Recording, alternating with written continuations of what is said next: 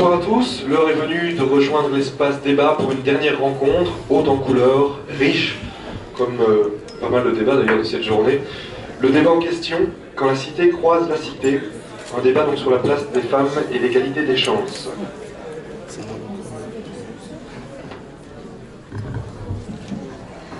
Bonsoir. Le débat auquel vous allez assister est le prolongement d'une initiative qui consiste en la rencontre de mondes différents. S'ils sont différents, sont-ils forcément opposés? Construire des ponts entre les différentes formes d'expérience, les différentes formes de savoir, telle est la mission, entre autres, de la Maison des Sciences de l'Homme, qui est très fière, en ce jour, d'animer cet échange autour de la place de la femme et de l'égalité des chances. Je cède tout de suite la parole à Vanessa Van Dijk, la responsable de la Maison des Jeunes de Saint-Nicolas, qui va nous expliquer le projet Recueil. Bonsoir à tous. Donc en quelques mots, je vais essayer de contextualiser un peu notre présence ici. Donc en fait, lors de la fin du livre en 2014, les jeunes ont proposé des raps. Et trois jours plus tard, j'avais un mail d'un des organisateurs me disant que certaines personnes du public avaient considéré leur intervention comme venant de jeunes islamistes de Saint-Nicolas. Alors cet amalgame ou cette accusation a été vécue assez difficilement par eux, et ils ont souhaité rencontrer des intellectuels pour essayer de comprendre en fait ce qui s'était passé et pourquoi les choses s'étaient passées comme ça. Donc quelques mois plus tard, on a eu un mail de Marco Martinello, qui est un chercheur sociologue ici dans la région liégeoise, qui nous proposait de venir le rencontrer ou de venir nous rencontrer à la Maison de Jeunes.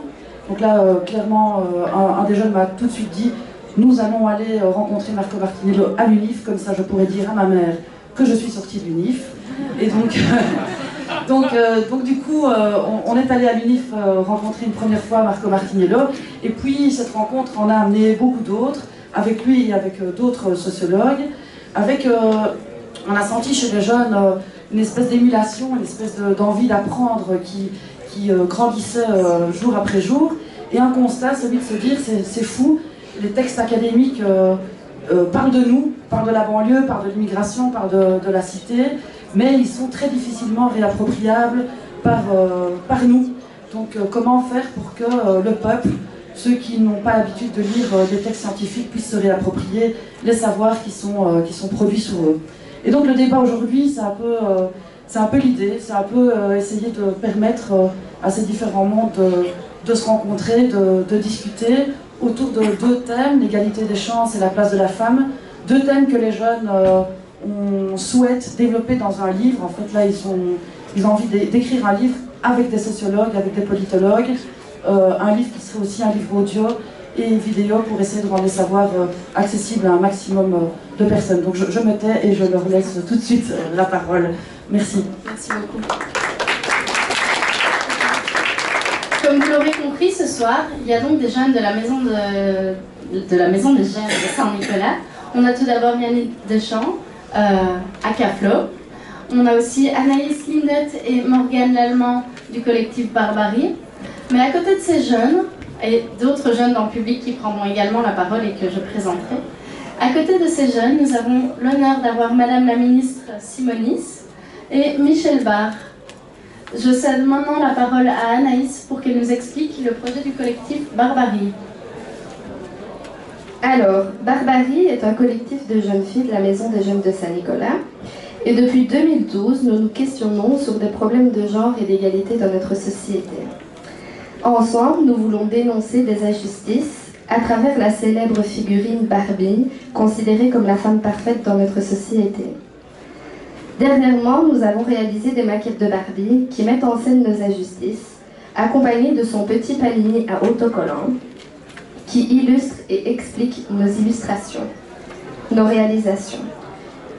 Ensuite, on a fait une exposition photo sur le thème « Les apparences sont trompeuses », avec également son petit palini qui raconte et explique nos maquettes, nos photos. L'année dernière, nous avons réalisé un petit film d'animation de 5 minutes qui explique l'ensemble de nos projets, qui nous sommes et nos actions. À l'avenir, nous aimerions agrandir notre collectif par la venue de filles ou de garçons mais aussi on aimerait que Barbarie devienne un outil pédagogique et dans le meilleur des mondes, transformer les choses et les pensées. Et donc, comme Alice l'a expliqué, dans notre projet, on a pu justement collaborer avec les garçons de la Maison de Jeunes, donc de Saint-Nicolas. Donc notamment un garçon qui par exemple a fait une maquette en mettant en scène son injustice à lui d'homme, on va dire ça comme ça. Et les garçons ont aussi justement créé un texte de rap qu'on vous présentera plus tard sur la place de la femme. Et donc cette année, on a aussi justement décidé de au-delà à élargir un peu nos réflexions et s'enrichir des autres en allant faire ce qu'on appelle une vidéo micro-trottoir, en allant questionner diverses personnes, divers jeunes qui venaient comme ça à la maison jeune, donc pour traiter justement cette question donc des places de la femme, de la place de la femme et de l'égalité dans la société.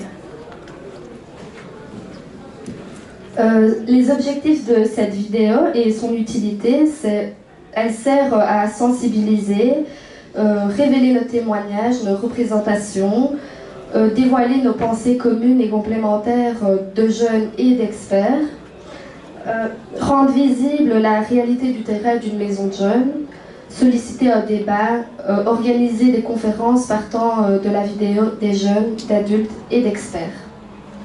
Voilà, il me semble que ça fait 5 années maintenant que vous venez à la foire du livre avec la Maison des Jeunes. Est-ce que vous pouvez en dire un petit mot?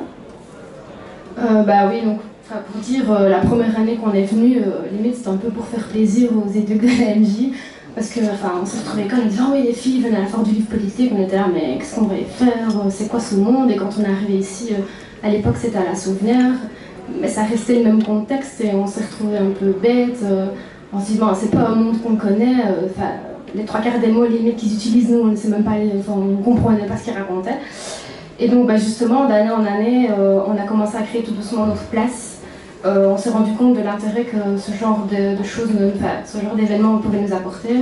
Et donc on a justement au fur et à mesure prouvé à Jérôme ce qu'on valait, et lui il nous a commencé à nous donner sa confiance. Et donc c'est comme ça qu'aujourd'hui il a pu nous donner de plus en plus de place aussi à la foire du livre. Il y a 5 ans, jamais de la vie on serait venu ici devant vous comme ça à vous parler.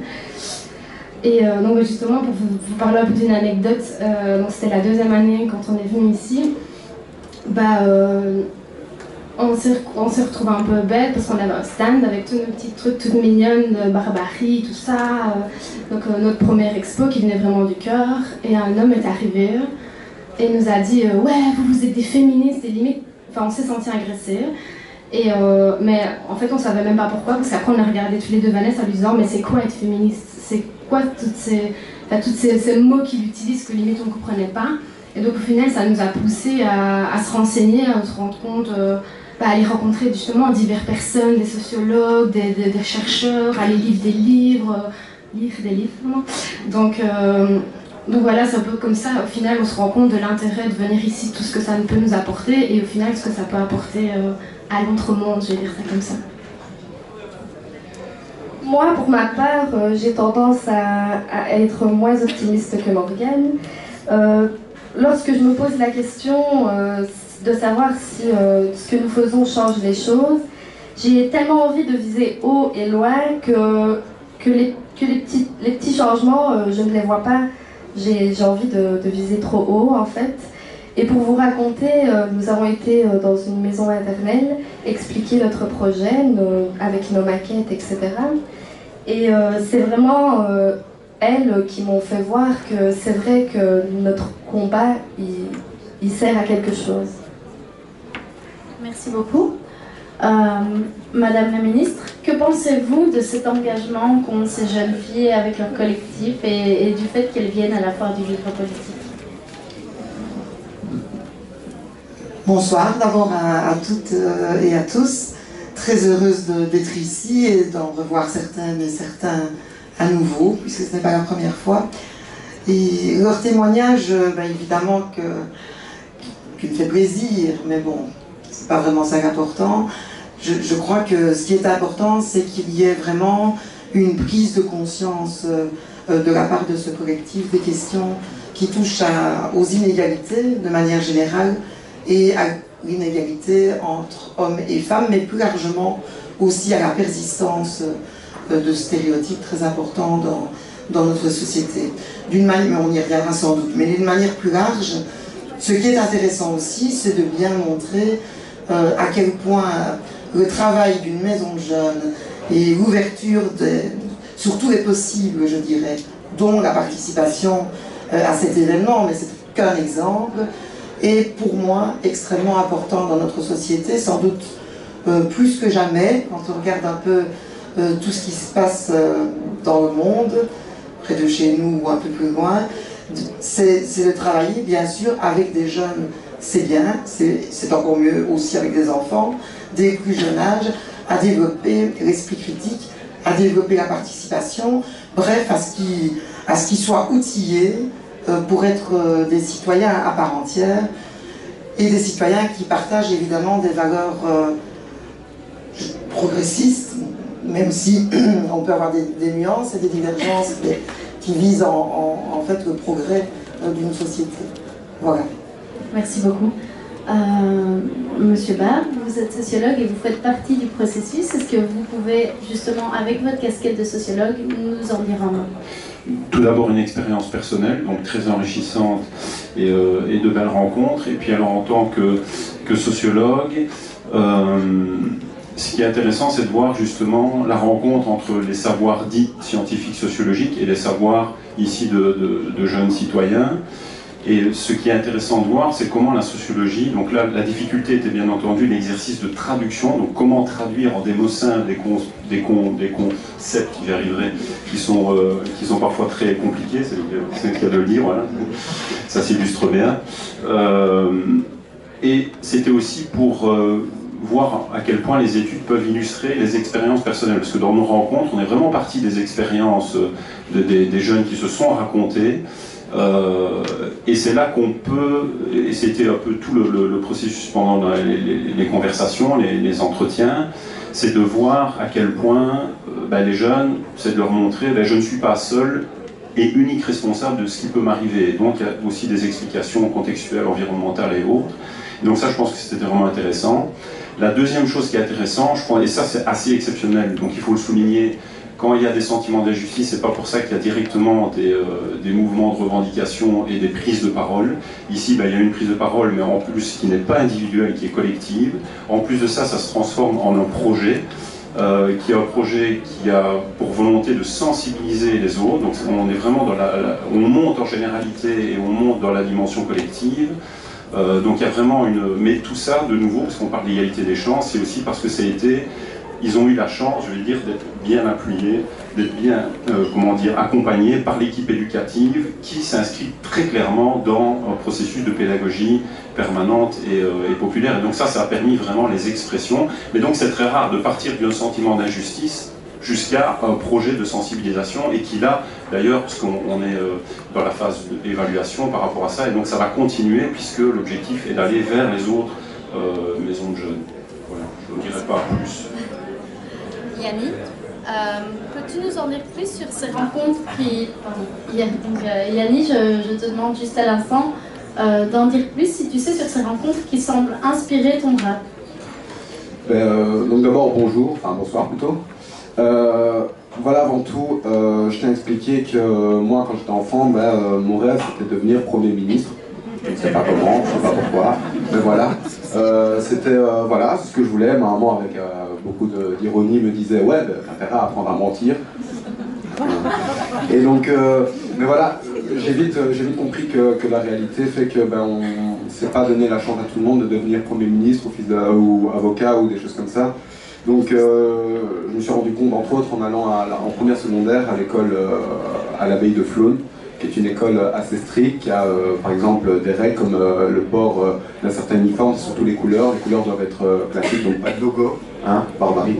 Et donc voilà, donc je me suis vite senti concerné par rapport à ce qui se passait autour de la Maison des Jeunes, sur le fait de traiter des thèmes comme la place de la femme ou l'égalité des chances. Et donc voilà, après quelques échanges, dont un avec Michel, j'ai eu l'envie d'écrire un texte sur l'égalité des chances. et que j'ai nommé Rite économique et solidarité. Et solidarité, en fait, on va dire c'est le bonus, c'est le troisième couplet qui a été écrit pendant une conférence sur la solidarité. Et voilà. Et Michel va un tout petit peu nous en parler. Oui, en fait, je regardais parce que j'attendais le dessin en fait sur le PowerPoint pour illustrer justement le concept d'égalité des chances. Mais bon, voilà, je pensais qu'il arrive ou pas, je sais pas. Oui. On est trop rapide, en fait, on a tellement été bien drillé à parler qu'une minute ou deux, en fait, on en avance. Ça arrive, continue, parce que ça concerne. Ah ok, d'accord. Tu peux peut-être expliquer la chanson d'ores et déjà. Oui, d'accord, donc je l'ai déjà expliqué, mais bon, dommage, enfin, on va revenir sur le dessin. Donc le concept d'égalité. Ah ben voilà. Voilà, bon, c'est un petit peu un texte plutôt une illustration un peu ironique que vous trouvez facilement sur Google. Mais ici, on peut déjà voir que par le dessin, il parle vraiment, c'est-à-dire qu'à partir d'une épreuve qui est juste et correcte, qui nous paraît donc égalitaire, on voit à quel point elle peut être éventuellement discriminatoire, puisque la question qu'il faut vraiment se poser, et c'est là le véritable défi de la politique d'égalité des chances, c'est de tenir compte de ces inégalités, en tout cas de départ, et surtout peut-être remettre en question l'épreuve, parce que là c'est la seule et unique épreuve qui compte pour sélectionner les individus. Donc là aussi, et là on est vraiment dans le référent normatif, et on voit dans le texte de Yanni, que vous allez entendre par la suite et pouvoir lire aussi les paroles, on voit vraiment qu'il est à cheval, donc il emploie vraiment ces termes-là, il dit, je vais reprendre vraiment ces mots, je suis un funambule en équilibre, j'esquive, et donc j'hésite toujours entre être d'un côté passif, avec tout mon déterminisme qui pèse sur moi, et de l'autre côté, avec tout mon activisme, mon élan, mon projet, avec simplement ma liberté, mon autonomie en tant que sujet. D'ailleurs, je trouve que le titre du texte est vraiment super bien choisi, entre solide et raté, solidarité, bon voilà le jeu de mots. Et vous allez voir que dans le texte, il est tout le temps en train de parler, à la fois, je suis éclairé, je vais vers la lumière, mais d'un autre côté, il y a la pénombre, le noir, l'aube et tout ça. Donc je trouve que les mots sont vraiment bien choisis, et donc il est en tiraillement, il le dit d'ailleurs, je suis un pantin, ben c'est ça, j'avance, mais quelque part les filles. Donc il parle de l'histoire du regard, et ce regard normatif qui est la société, et donc du coup, ce qu'on a évoqué dans les concepts, cette violence symbolique, on en parlera aussi par la suite, mais voilà, le texte est très illustrateur, à vous de l'écouter. Merci, je propose tout de suite qu'on écoute Yannick qui rappe son texte. Yannick,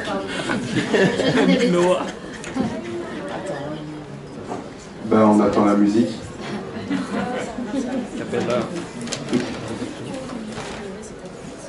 Bon, je préfère.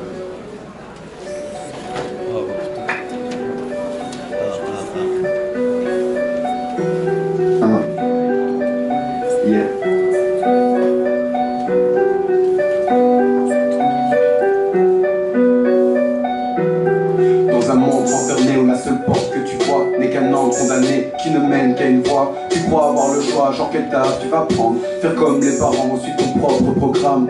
Tu traces ta route, tu sais que chacun a ses épreuves. Et si un jour tu peux, ton entourage sera la preuve. Il te dira comment faire même s'il ne te comprend pas. Tout seul t'apprends comment te battre, tu forgeras dans ton combat. En détriment symbolique, sous capital, capitalisme, imitation élitiste, acheminement économique. Je suis un névrotique chronique sous dosé de caféine. Un pantin qui affronte les vies, découpant les vies numériques. J'apprends les fils du métier, pivotant comme un funambule. À bout de bras, le poids de la vie, son équilibre me rend tabou. La drogue n'est qu'un sujet tabou. Délinquance consommatrice, consolation pendant la crise. C'est pas dans le moule, tu préfères choisir ton parcours. C'est le temps qui dit ta course, tu vois ton avenir sur son cours. Sans tes rêves du bout des lèvres, car c'est l'ambition qui t'en fout. Dans ce monde, c'est marche ou crève, ne cours pas pour tracer ta route. T'écris dans la veine, donc tu prends la tête jusqu'à l'eau. Ta clarté devient sombre, t'es pas éclairé comme les autres. Tu gagnes illuminé, qui clame au complot. Tu n'es pas comme tout le monde, intègre-toi là, non. Intimidé par le regard, commence déjà par te plaire. T'es qu'un jeune autodidacte qui se sert de l'enfer. Réglé par le rythme d'un mécanisme temporel, d'une répétition quotidienne, le bruit d'une boucle visuelle.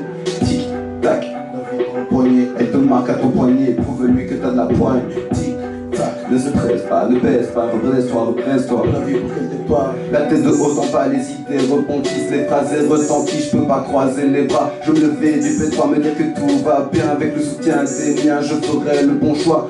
esquive, les enroule. J'ai pas le temps pour ça, je me mets en bout, je me balance entre ces histoires. Prise de risque en tous ces fils, les flammes s'évissent, la flemme s'attise. Influencé par le cœur en contretemps contre son battement, en désaccord avec moi-même, un schizophrène lors du réel. Moi je sais qu'il n'est pas l'heure de m'en de parler sentiments, c'est de parler confident, je vous fais vivre ce qui me chante. On me pousse pareil si tu résistes, c'est qu'un paria qui se parade, tu te papanes et sur la scène tu te balades. Distrait par ce visage, mon intention est d'ailleurs, les paupières se referment, j'ai mon démon qui se réveille.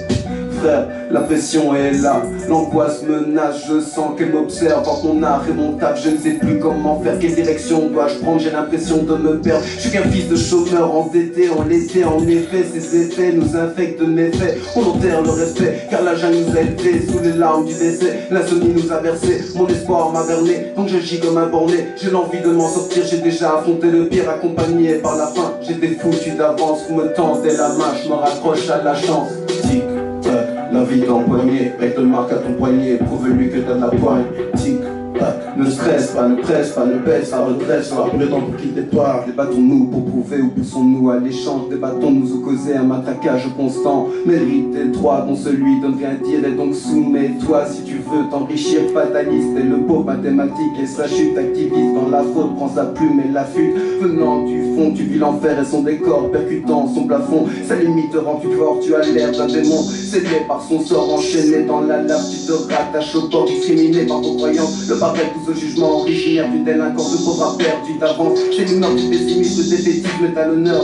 Les bras sont à la taille, ils sont baissés par la rancœur. Les plus parlent des moins, multiplient les problèmes, divisés sont les chutes. Chacun dans son domaine, l'opposition m'intègre. Je cultive l'argument, l'imposition me sert, car ces corps sont étouffants. Anticonformistes contre la norme et son confort sous la doctrine qui se renforce. La désamorce comprend le torse, responsable de ma perte. J'ai les mains dans la merde, serrurée en alerte, les portes sont ouvertes. Le passage est forcé, la chance me dégage dans ma rage se forger. J'ai l'envie qui émane. Merci.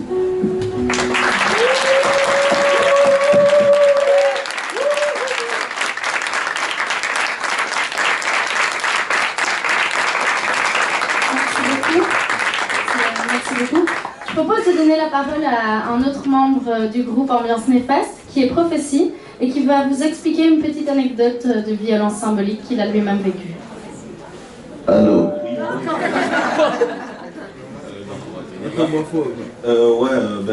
Moi, mon expérience, c'était la première fois que je suis rentré en cours de droit, après la réto.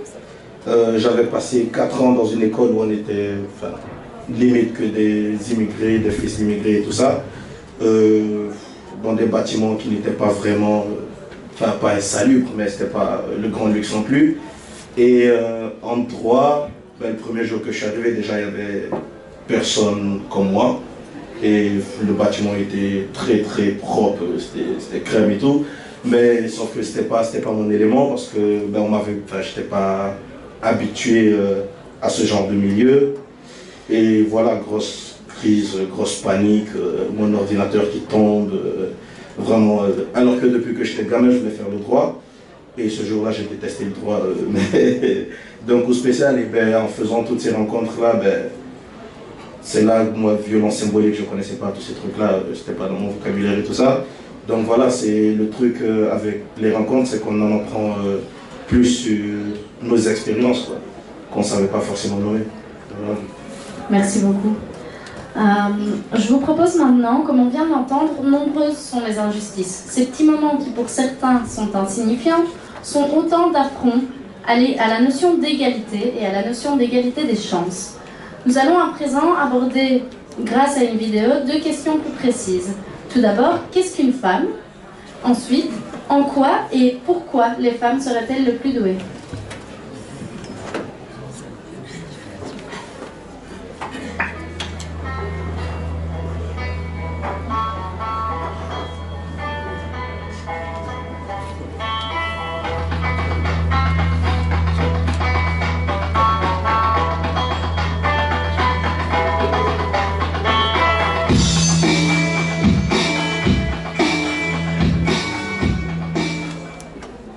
Qu'est-ce qu'une femme?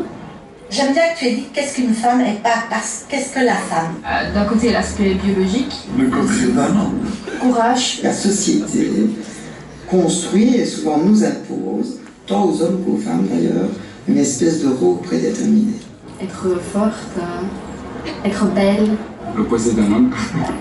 Un idéal type. Mère. Je me sens femme aussi parce que je partage certaines expériences, même des expériences au quotidien qui me rapprochent d'autres femmes. Une fille qui a bien mûri. Ça n'est pas dans le thème. Simone de Beauvoir le disait, on ne naît pas femme, on le devient. C'est la force, la lumière, l'espoir du monde entier. Sans la femme, on ne pourrait pas vivre. Déjà, on ne serait pas là. Pourquoi, donc dans quoi, les femmes seraient-elles plus douées? La cuisine, le ménage. J'ai tendance à dire tout. Ça c'est physique parce que...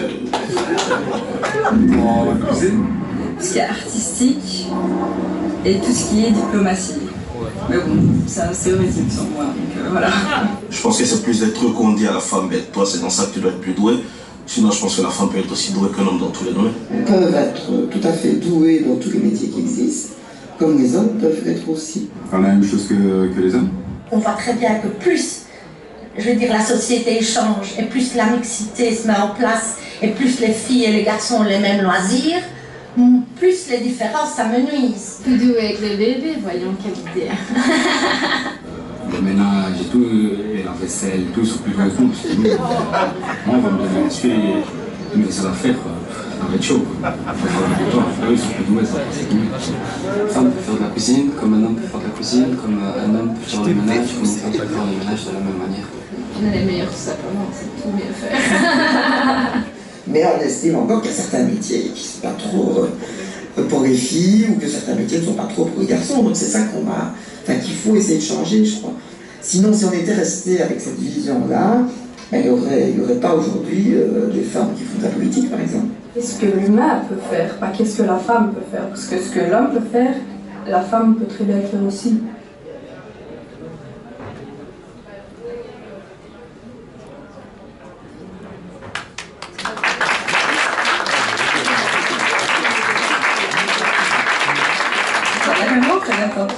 Dédicace à ma maman. Que vous posez là, je trouve. J'ai fait une petite erreur. La question avant, c'était qu'est-ce que le féminisme? Je suis petite fille femme d'entreprise. Ma grand-mère était chef d'entreprise. On va répondre franchement. Voilà, c'est pas ça. Ça va? C'est pas difficile. Bon, je suis sûre que je Très clair, non, tu bafouilles pas. Je suis féministe. C'est fort pour ce fait. Girl power.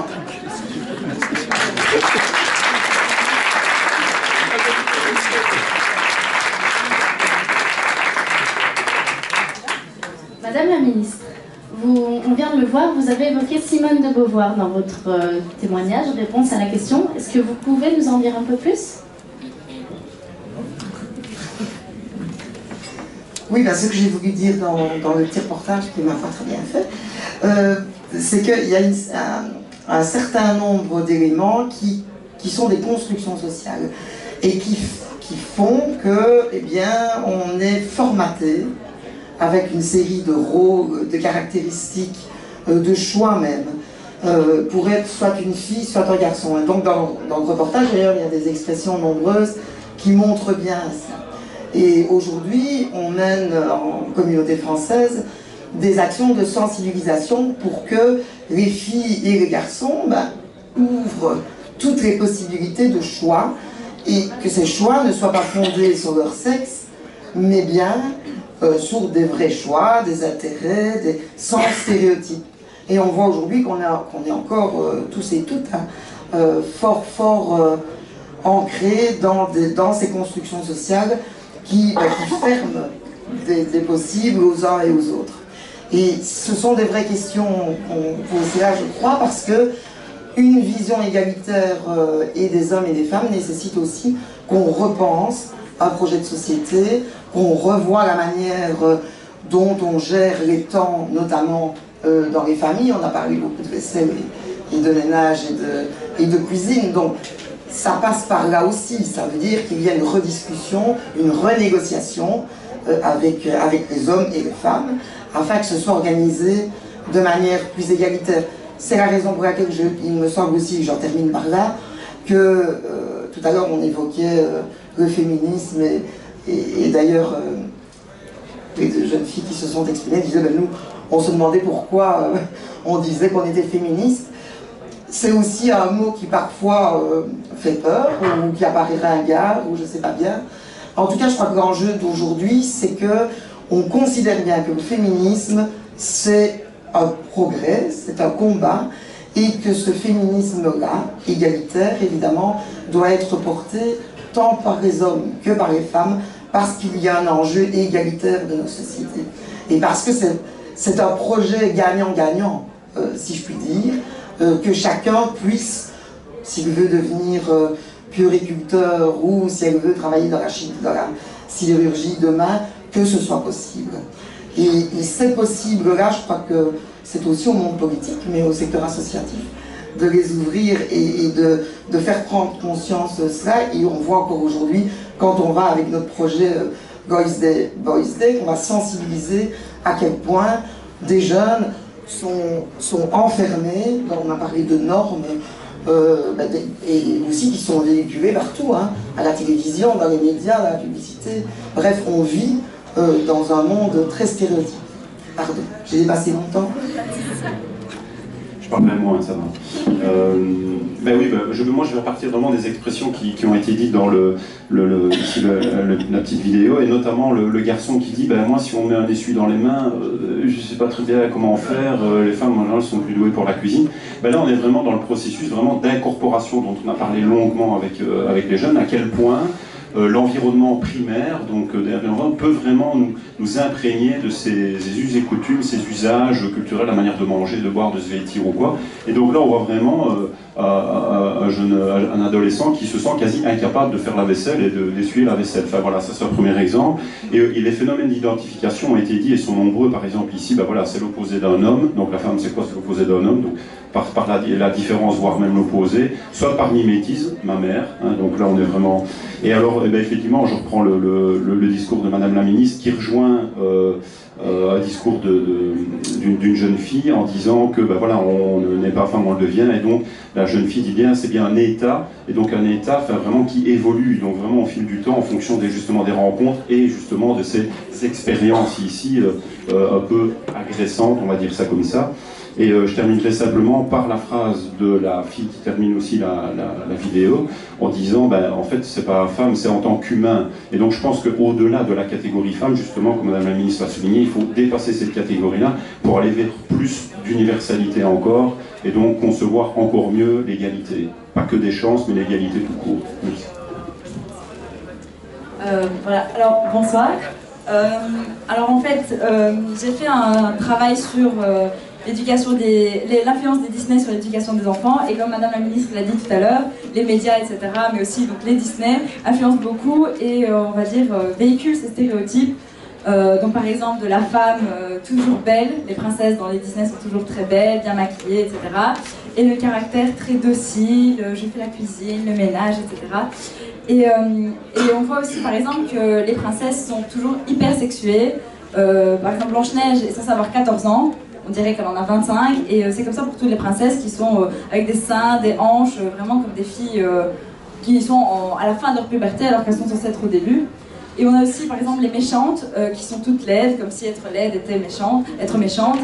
Et on voit aussi dans les derniers Disney que malgré qu'il y ait une certaine évolution certes, on voit que la femme qui a du pouvoir est dangereuse, comme la Reine des Neiges qui a ce pouvoir de glace, etc.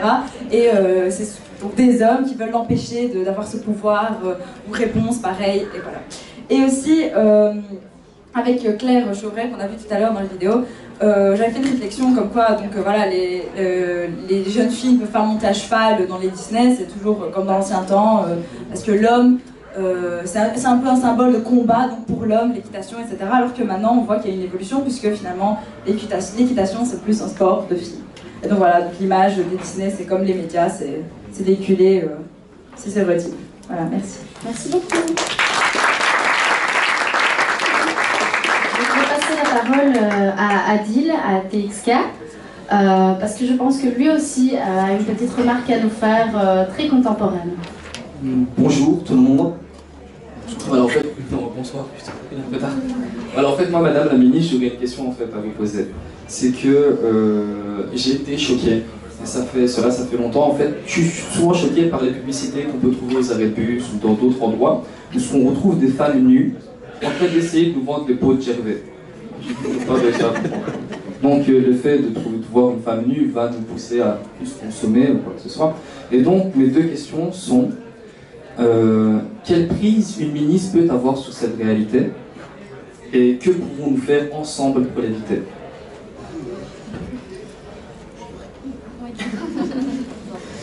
Ouais, je crois qu'une ministre peut quand même faire un certain nombre de choses. D'abord, une ministre est là pour prendre de nouvelles législations, pour mieux protéger les personnes quand elles sont discriminées.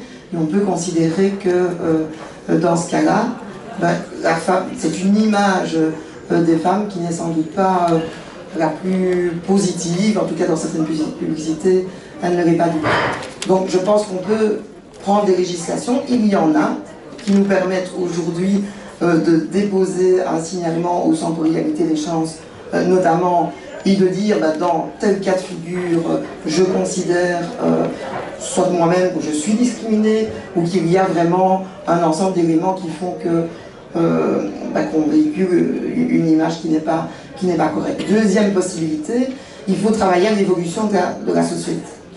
Pour travailler à l'évolution de la société, moi je crois beaucoup, mais ça c'est pas comme ministre, c'est comme citoyen et citoyenne, je crois beaucoup aussi à la capacité des individus, des citoyens, des jeunes et des plus âgés, de s'insurger, d'exprimer.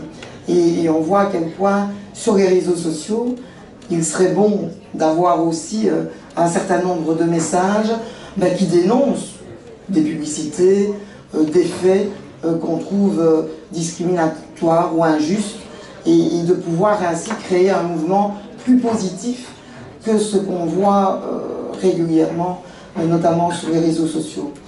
3, je crois aussi que le monde politique doit être exemplaire sur ces questions d'égalité. Et que sans doute, on a encore, tous les gouvernements ont sans doute encore du travail à faire. C'est pour cela que j'ai proposé, ce décret a été adopté, ce qu'on appelle un décret genre, mais qui vise à quoi? À analyser toutes les politiques qui sont développées en communauté française avec une espèce de filtre de l'égalité.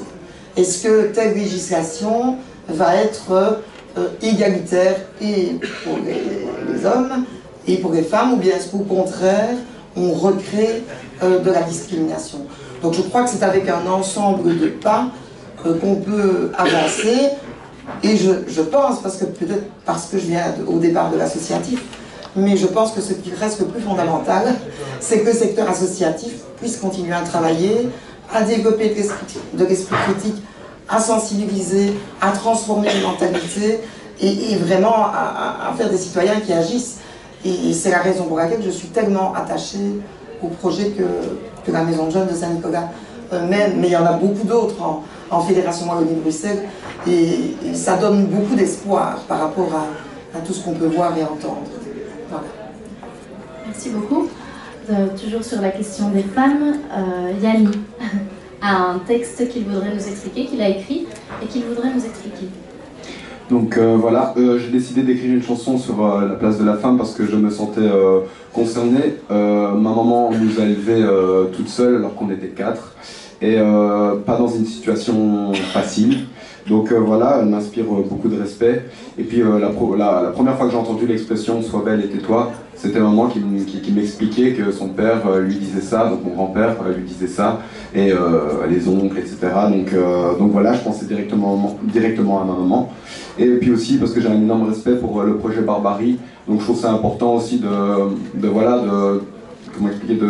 montrer aussi ce qu'on pense par rapport à la société, de vouloir faire bouger les choses, et entre autres avec ce thème-là. Donc en remerciement, j'ai écrit Leïla, qui sera jouée, qui sera chantée plus tard. Moi, je vais vous expliquer l'histoire de la chorégraphie de Leïla. L'histoire commence, il fait noir, tête baissée, je me sens renfermée dans ce rôle prédéfini de la femme dans la société. Repasser, nettoyer, aspirer ou border un bébé. Boum, je m'arrête, figé. Boum, je relève la tête et je me réveille. Ce n'est pas ce que je veux et je danse pour me libérer. Un sifflement du mec pour attirer son attention, dit-il. Mais sache que ma seule réponse sera de te dévisager. Le casque sur la teuté avec une dégaine de tueur. Mais je ne fais que me moquer de toi en imitant l'allure que tu prends. La meuf vient du quartier, elle ose faire face sans pudeur. Je danse et je vous fais face sans pudeur. Et bang, que tout s'arrête, elle veut faire un tri dans toute sa tête. Ça tourne, tourne et tourne, c'est le bordel dans sa tête. Elle veut ses propres ailes, qu'elle lève vers le ciel, pour à tous leur prouver qu'il n'y a pas que les mecs, elle aussi peut bricoler. N'oublions pas que l'industrie a la mainmise et qu'elle nous manipule tel des pantins au bout d'un fil. Elle a besoin de gros changements et de partir en exil, mais tout derrière elle l'en empêche et la tire. Mais à force de persister, elle finit par réussir à s'échapper. Merci beaucoup.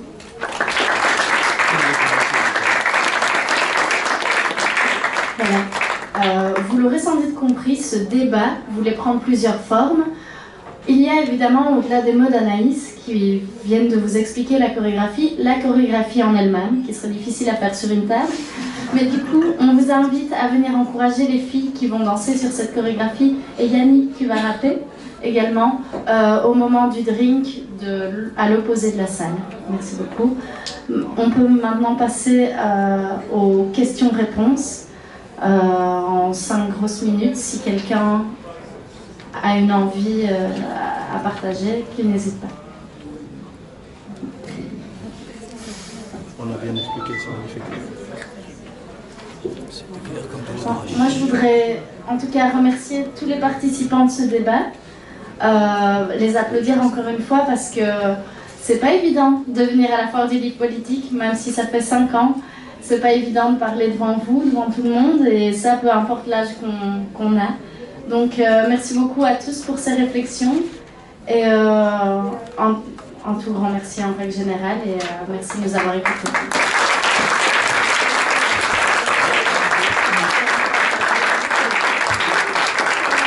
Merci. Ça sent un peu la fin de la journée, c'est pour ça que j'ai une bière. Cela dit, j'avais déjà une bière à midi en main, mais j'ai été faire une sieste pendant 4 heures. Un grand merci, et ça fait des années que vous êtes là, et on s'est rencontrés un peu par hasard, et en fait on pourrait dire qu'on s'instrumentalise réciproquement, on pourrait dire qu'on se rend service réciproquement, mais je pense qu'on peut dire qu'on avance vraiment ensemble, et c'est extraordinaire parce que la politique, c'est pas uniquement pour les gens de 70 ans, 60 ans, 50 ans, 40 ans, 30, 20, et alors ça descend, ça descend, ça descend. Et donc vraiment un grand merci. Alors je voudrais quand même aussi, puisqu'on parle de jeunesse, appeler Sarah Janssens, très important, parce que la Foire du livre politique, c'est une petite structure, c'est une SBL, et pendant les années je l'ai fait, je ne vous dirai pas pourquoi j'ai créé la Foire du livre politique, mais avec le temps, j'ai passé la main, plus ou moins, et puis pendant les années, Geoffrey Grandjean, à l'Université de Liège, a géré le dossier, mais il avait d'autres obligations. Et l'année passée, il m'a dit, en toute amitié, on s'entend très très bien, je ne saurais plus le faire, pour différentes raisons. Il faut que... Et alors, j'ai rencontré Sarah Janssens, on s'était rencontrés par d'autres canaux, et c'est elle qui a géré le dossier. La Foire du livre politique, c'est Sarah Janssens, et franchement, je pense qu'elle mérite l'applaudissement.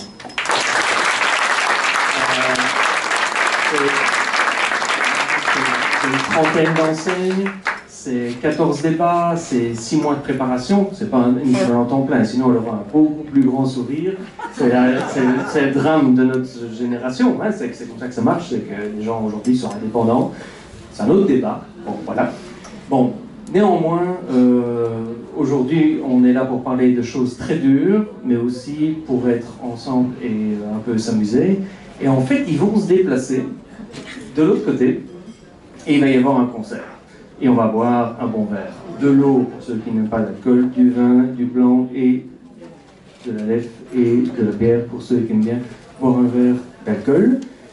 C'est dans quelques minutes, donc ne bougez pas, on se déplace tous Je vous remercie de votre présence. Merci à tous pour le débat et à bientôt. Salut.